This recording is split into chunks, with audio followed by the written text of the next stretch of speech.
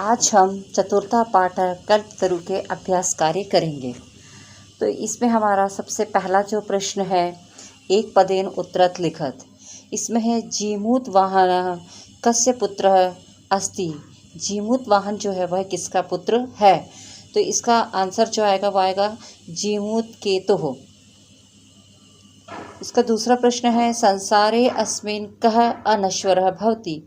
कि संसार में, इस संसार में क्या है जो कि नाशवान नहीं होता है। अनश्वर यानी नाशवान नहीं है। तो इसका उत्तर रहेगा परोपकारः। इसका तीसरा प्रश्न है जीमूत वाहनः परोपकारकेक फल सिद्धे कम आराध्यति। जो जीमूत वाहन है वो परोपकार के लिए किसकी आराधना करता है। तो इसका उत्तर आएगा कल्पपादपम। इसका चौथा प्रश्न है जीमूत वाहनस्य सर्वभूतानुकंपया सर्वत्र किम प्रथितम। जीमूत वाहन के जो सबसे सर्वभूत अनुकंप यानी जो सभी चीज़ें जो वो कहाँ पर उसकी प्रसिद्ध हुई थी, क्या उसका प्रसिद्ध हुआ था। तो इसका होगा यश। कल्पतरु भुवि कानि अवर्षयत्। कल्पतरु जो वृक्ष था उसने पृथ्वी पर क्या बरसाया। तो उसने पृथ्वी पर धन की वर्षा की। तो इसका होगा वसूनि। अधोलिखित प्रश्नानाम उत्तराणि संस्कृत भाषाया लिखत। कंचनपुर नाम नगरम कुत्र विभाति स्म। कंचनपुर नगर जो है वह कहाँ पर स्थित है। तो कंचनपुर नगर जो है वो हिमवान यानी कि हिमालय पर स्थित है। तो कंचनपुर नाम नगरम हिमालय विभाति स्म। नगेंद्र नहीं लिखना है। फिर अगला है जीमूत वाहन है कीदृश आसीत। जीमूत वाहन जो था वह किस प्रकार का था। इसका आंसर आपका आएगा जीमूत वाहनस्य महान दानवीरः सर्वभूतानुकंपी च आसीत्। इसका अगला प्रश्न है कल्पतरो वैशिष्ट्यम अकारण्य जीमूत वाहनः किम अचिंत्यत। कि कल्पतरु यानी कल्प वृक्ष के विशेषताओं को सुन करके जीमूत वाहन ने क्या सोचा, क्या विचार किया। इसका आंसर आपको पहले क्वेश्चन से लिखेंगे कि कल्पतरो वैशिष्ट्यम अकारण्य जीत वाहनम अचिंत्यत। अचिंत्यत इसके बाद आपका यहाँ से आपका उत्तर शुरू होगा। अहो ईदृशम अमरपातपम प्राप्यामि पूर्वैः पुरुषैः अस्माकं तादृशं फलं किमपि न प्राप्तं किन्तु केवलं कैश्चित् देवकृपणे कश्चिदपि अर्थितः तद अहम् अस्मात् कल्पतरो अभीष्टं साधयामि इति।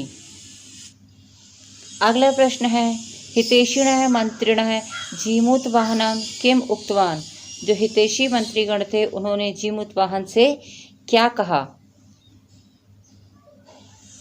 पहले आप प्रश्न से लिखेंगे हितैषिणः मंत्रिणः जीमूत वाहनम उक्तवन्तः। फिर इसके बाद आपका आ जाएगा युवराज यो अयम सर्वकामदः कल्पतरु तवोद्याने तिष्ठति स तव सदा पूज्यः अस्मिन् अनुकूले स्थिते सति शक्रो अपि असमान वधितुं न शक्नुयातः इति।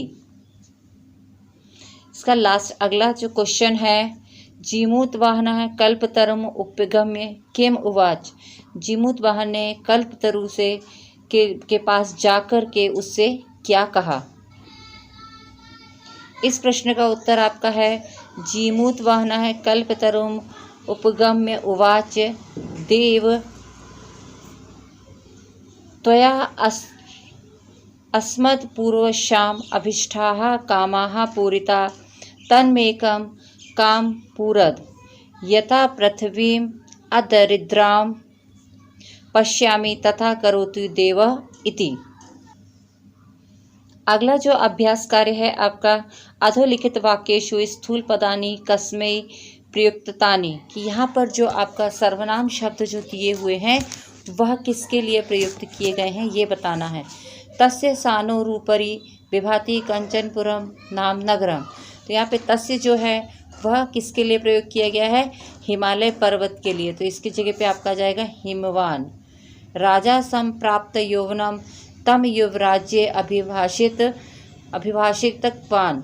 राजा ने बड़े होने पर किसके मतलब उसका युवराज को युवराज घोषित किया, तो किसको किया था? जीमूत वाहनम को। अयम तव सदा पूज्यते, कि मैं अयम यहाँ पे इसने बोला मैं तो सदा ही पूजनीय हूँ, तो किसके लिए है? कल्पतरवे, कि कल्पतरे तो सदा ही पूजनीय है। अयम यानी यह तो सदा ही पूज्य है, तो कल्पतरवे सदा पूजनीय है। तात त्वम तू जानसी यत धनम विचिंत चंचलम। अब यहाँ पे तात यानी पिताश्री, तुम तो जानते हो, तो ये त्वम जो है वो जीमूत केतवे यानी जीमूत वाहन के पिता, तो जीमूत केतवे भी हो सकता है आपका और पित्रे भी तो हो सकता है, क्योंकि उन्होंने अपने पिता के लिए जीमूत केतवे के लिए ये त्वम की जगह पे ये आएगा आपका जीमूत केतवे या फिर पित्रे। अभ्यास 4 अधोलिखित नाम पदानाम पर्याय पद पाठात चित्वा लिखत। पाठ से ही यहाँ पे आपके जो है पर्यायवाची शब्द आपको लिखना है। पर्वतः, पर्वतः का होगा नगः, क्योंकि नग यानी होता है पर्वत और नगेंद्र यानी होता है पर्वतों का राजा, इसलिए पर्वत का होगा नग। भूपति, भूपति यानी होता है विद्याधर, भूपति यानी होता है राजा यानी भूमि का स्वामी, तो यहाँ पे आप राजा, नृपः, विद्याधरपति ये इसके पर्यायवाची होंगे। इंद्र, इंद्र का होगा शक्रः। धनम, धनम का होगा वसूनी। इक्षितम, अभिष्टम। समीपम, अंतिकम। धरित्रीम, पृथ्वीम। कल्याणम, हितम। वाणी, वाक्। वृक्षः, तरु। एक्सरसाइज जो 5th नंबर की है, अभ्यास कार्य 5। क स्तंभे विशेषणानि, ख स्तंभे च विशेष्याणि दत्तानि। मतलब यहाँ पर विशेषण और विशेष्य दोनों दिए गए हैं। विशेषण यानी जिसकी विशेषता बताई जाती है, और क्या विशेषता बताई जाती है वह विशेषण होता है, तो इनका हमको मिलाना है। जैसे कुल क्रमागतः, कुल क्रमागतः जो कुल की परंपरा से चला रहा था वह था कल्पतरु। दानवीर, जीमूत वाहन। हितैषी भी, हितैषी कौन थे? मंत्री भी। 4th नंबर पे वीची व चंचलम, इसका आएगा मतलब चंचल क्या है? धन, धन को चंचल बताया गया है, धन की ये विशेषता है। अनश्वर, अनश्वर क्या है? परोपकार। तो यहाँ पर विशेषण और विशेष्य इनको आपको मिलाना है। अगला अभ्यास कार्य है स्थूल पदान्यधिकृत्य प्रश्न निर्माण कुरुत। स्थूल पदान्यधिकृत्य प्रश्न निर्माण कुरुत, यहाँ पे आप दिया हुआ है जो सेंटेंस जो डार्क है उसके अकॉर्डिंग यहाँ पे प्रश्न बनाना है। तो तरु कृपया सह पुत्रम अप्राप्नोत, तो तरु की कृपा से यानी वृक्ष की कृपा से वह पुत्र जो है उसको वह प्राप्त हुआ। तो कस्य कृपया सह पुत्रम अप्राप्नोत, और फिर प्रश्नवाचक चिन्ह आएगा। सह कल्पतर्वे नियदित्यम, यहाँ पे कल्पतर्वे के स्थान पे आपको कस्मे ही आ जाएगा, तो सह कस्मे निवेदित्यत क्वेश्चन मार्क।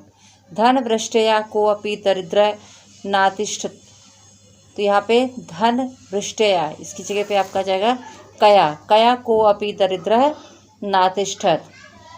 कल्पतरु पृथ्व्याम धनानि अवर्षयत, कल्पतरु ने पृथ्वी पर धन की वर्षा की, तो कहाँ वर्षा की? तो इसकी जगह होगा कुत्र, तो कल्पतरु कुत्र धनानि अवर्षयत। जीवानुकंपया जीमूत वाहनस्य यशः प्रसारत, जीवनुकंपया यानी उसकी अनुकंपा से जीमूत वाहन का जो है वो उसका यश, उसने यश को प्राप्त किया, तो कया जीमूत वाहन से यश प्रसारत, और फिर इसके बाद आ जाएगा प्रश्नवाचक चिन्ह। के चतुर्थी विभक्ति भवति, स्वस्ति शब्द जहाँ पे जुड़ता है स्वस्ति शब्द के योग से चतुर्थी विभक्ति होती है। एतेन नियमेन, इस नियम से, अत्र यहाँ चतुर्थी विभक्ति प्रयुक्ता यानी चतुर्थी विभक्ति का प्रयोग करके, एवमेव ऐसे ही, कोष्टक गतेषु पदेषु, कोष्टक में जो पद दिए गए हैं, चतुर्थी विभक्ति में प्रयुज्य यानी प्रयोग करके, रिक्त स्थानानि पूर्यत, उस रिक्त स्थान को आपको पूरा करना है। पहला दिया हुआ है क स्वस्ति, यहाँ पे स्वस्ति के साथ जो यहाँ ब्रैकेट में जो आप शब्द दिए हुए हैं इनको चतुर्थी विभक्ति में करना है। तो राजा का चतुर्थी विभक्ति होगा राज्ञः, प्रजा का चतुर्थी विभक्ति प्रजाएं, छात्र का चतुर्थी विभक्ति छात्राएं, सर्वजन, सर्वजन यानी सभी लोग, तो ये आप बहुवचन होगा इसलिए इसका होगा सर्वजनेभ्यः। 7 नंबर की जो खा एक्सरसाइज है, खा अभ्यास कार्य, कोष्टक गतेषु पदेषु षष्ठी विभक्ति प्रयोज्य रिक्त स्थानानि पूरयेत्। कोष्टक में जो पद दिए गए हैं उनको षष्ठी विभक्ति में प्रयोग करके खाली स्थान भरना है। तो कोष्टक में यहाँ पद दिए गए हैं गृह, पितृ, जीमूत, वाहन और किम। इनको आपको षष्ठी विभक्ति का प्रयोग करके यहाँ पे जो खाली स्थान है वहाँ भरना है। तो तस्य गृहस्य उद्याने कल्पतरु आसीत्, उसके घर के बगीचे में कल्पतरु वृक्ष था। सह पितुः आंतिकम अगच्छत्, वह अपने पिता के पास आया। जीमूत वाहनस्य सर्वत्र यश प्रथितम, जीमूत वाहन का जो सभी जगह यश फैल गया। अयम कस्य तरु, यह किसका वृक्ष है। योग विस्तार में जैसा कि बताया गया है कि यह पाठ जो है वो वैताल पंचविंशति नामक कथा के संग्रह से लिया गया है, जिसमें मनोरंजन एवं आश्चर्यजनक घटनाओं के माध्यम से जीवन के मूल्यों का निरूपण किया गया है। और ये जो चीज़ है यहाँ पे हिंदी में जो बताई गई है, ये आपको पाठ के प्रारंभ होने से पहले वहाँ पे संस्कृत में भी ये चीज़ आपको बताई गई है। और इसमें जो कल्प वृक्ष है उससे सांसारिक द्रव्यों को मांगकर संसार के प्राणियों के दुखों को दूर करने का जो वरदान मांगता है जीमूत वाहन, क्योंकि धन तो पानी की लहरों के समान चंचल होता है, केवल परोपकार ही इस संसार का सर्वोत्कृष्ट तथा चिरस्थायी तत्व है। इसलिए वह सभी प्राणियों के लिए धन मांगता है और उसके बाद में वह उससे यश की प्राप्ति होती है, क्योंकि वो सभी प्राणियों की भलाई का कार्य करता है। जो ग्रंथ परिचय है अब ये जो यहाँ पे कथा है बेताल पंचविंशति, ये ग्रंथ है और इसका परिचय यहाँ पे संक्षिप्त में दिया गया है कि बेताल पंचविंशति का 25 कथाओं का संग्रह है और इस नाम की 2 रचनाएं पाई जाती हैं। एक शिवदास जो कि 13वीं शताब्दी द्वारा लिखा गया ग्रंथ है, जिसमें गद्य और पद्य दोनों विधाओं का प्रयोग किया गया है। और जो दूसरी कथा है वो जमभलदत्त की रचना है और जो केवल गद्यमयी है। गद्य यानी कि पद्य यानी होता है कविताएं और गद्य जिसमें कहानी कथा एकांकी आती है। इस कथा में कहा गया है कि राजा विक्रम को प्रतिवर्ष कोई तांत्रिक सोने का एक फल देता था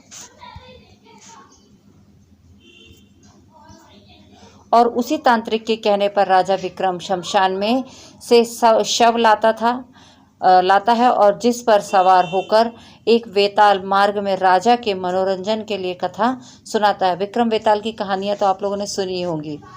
कथा सुनते समय राजा को मौन रहने का निर्देश देता था। कहानी के अंत में वेताल राजा से कहानी पर आधारित एक प्रश्न पूछता है और राजा उसका सही उत्तर देता है। शर्त के अनुसार वेताल पुनः शमशान पहुंच जाता है। इस तरह 25 बार ऐसी ही घटनाओं की आवृत्ति होती है और बेताल राजा को एक एक करके 25 कथाएं सुनाता है और ये कथाएं अत्यंत भाव प्रधान और विवेक की परीक्षा लेने वाली होती हैं। अब यहाँ पे इसके बाद आगे जो बताया गया है वो प्रत्यय के अभ्यास कार्य बताया गया है। यहाँ पे कित और कतवतु का प्रयोग है। कित इस प्रत्यय का प्रयोग सामान्यतः कर्मवाच्य के लिए होता है और कतवतु इस प्रत्यय का प्रयोग कर्तुवाच्य के लिए होता है। कित प्रत्यय जैसे जीमूत वाहना हितैषिभिः मंत्रिभ्यः उक्तः में यहाँ पे कित प्रत्यय है और कृपणे कदाचित अर्थितः कि जो गरीब लोग हैं वो निश्चित ही धन चाहते हैं, तो अर्थितः यहाँ पे कित प्रत्यय है। पूरिताः यहाँ पे कित प्रत्यय है और प्रथमतम ये कर्तुवाचक है, इसमें भी कित प्रत्यय है। कतवतु सा पुत्र युवराज्य पदे अभिभाषित कितवान चिंतितवान निवेदितवान उक्तवान, तो इन शब्दों में कतवतु प्रत्यय का प्रयोग किया गया है। यहाँ आगे लोक कल्याण की कामना के विषय में कतिपय कुछ श्लोक दिए गए हैं। इन श्लोकों को आपको याद करना है।